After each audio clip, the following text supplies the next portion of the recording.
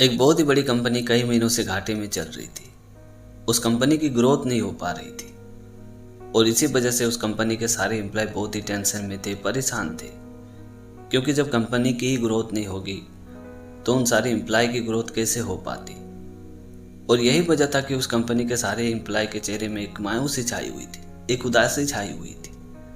और एक दिन सुबह के वक्त जब सारे एम्प्लॉय अपने ऑफिस में पहुंचे तो उस कंपनी के बॉस ने सभी एम्प्लॉय के टेबल में एक एक चिट्ठी रख दी। जब सारे एम्प्लॉय ने उस चिट्ठी को खोल के पढ़ा तो उसमें लिखा हुआ था कि हमारी कंपनी की जो ग्रोथ नहीं हो रही थी, हमारी कंपनी जो घाटे में जा रही थी, उसकी वजह हमारी कंपनी का एक एम्प्लॉय था जिसकी अब डेथ हो चुकी है। उस लेटर को पढ़ने के बाद सभी एम्प्लॉय बहुत ही खुश थे कि चलो, जिसकी वजह से हमारी कंपनी की ग्रोथ नहीं हो रही थी वो अब मर चुका है। लेकिन साथ ही साथ उन्हें ये अफसोस भी हो रही थी कि खैर जो भी हो, आखिर था तो वो हमारी कंपनी का एम्प्लॉय ही ना।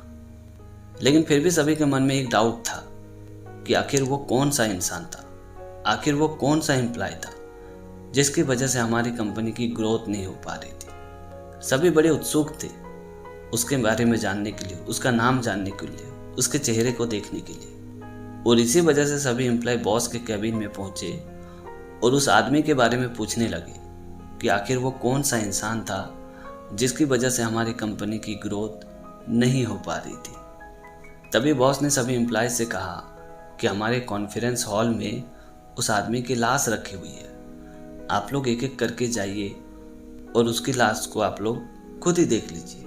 ये बात सुनने के बाद सभी एम्प्लॉय उस कॉन्फ्रेंस हॉल में एक एक करके जाने लगे।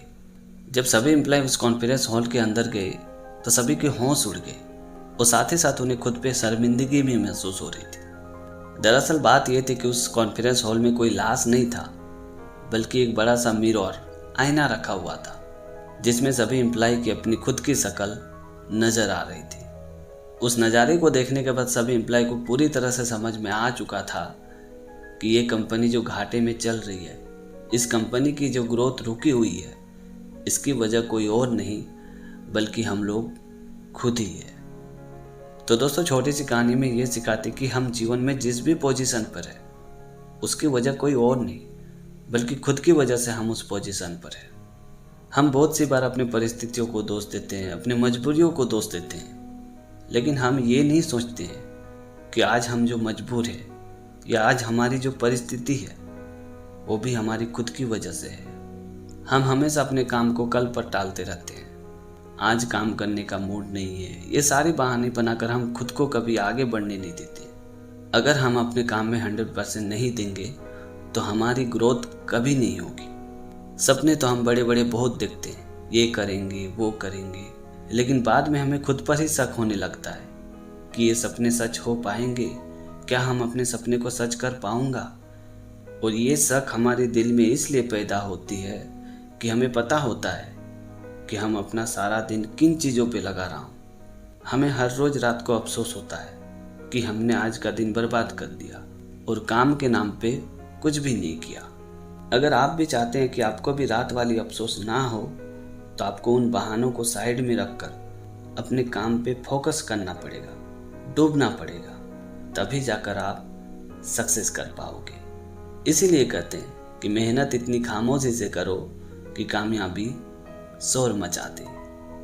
तो दोस्तों, आज की कहानी आपको कैसी लगी कमेंट करके ज़रूर बताना। और अगर आपने हमारे चैनल को अभी तक सब्सक्राइब नहीं किया तो प्लीज़ यार चैनल को सब्सक्राइब कर देना, क्योंकि इस तरह का कंटेंट मैं हमेशा अपने चैनल पे लाते रहता हूँ। तो आज के लिए इतना ही, मिलते अगली वीडियो में एक नई टॉपिक के साथ, एक नई कहानी के साथ। तब तक के लिए जय हिंद, वंदे मातरम।